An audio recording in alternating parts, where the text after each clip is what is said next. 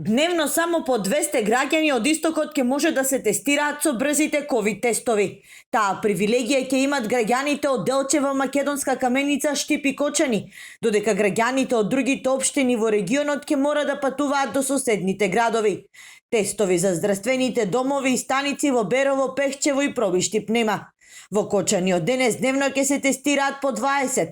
Листата е веќе полна, коментира првиот човек на Кочанската болница, посочувајќи дека се пријавени и граѓани од Скопје, Велес, па дури и Битола. Во Штип ќе се тестираат 40, во Каменица 20, а во Делчево најмногу, дури 60. Сега се вклучуваме во правење на брзите тестови, кај нас ќе се работат, пратив лаборанти да се обучат и од Делчево и од Македонска Каменица. Тоа е кај нас сега ново, иначе самите ПСР тестови одамна ги работиме.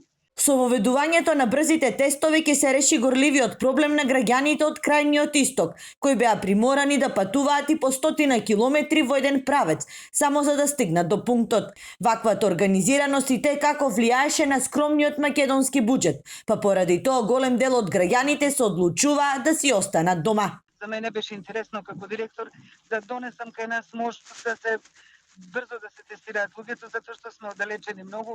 Од Кочани сме 50 километри, од Штип 100 километри и битно ми беше пациентите не можат да се возат, таксисти не ги возат, сите сомнителни на корона тестови. Брз тест може да закаже само матичен лекар и то доколку пациентот го исполнува алгоритмот, односно има симптоми на ковид не повеќе од 5 дена.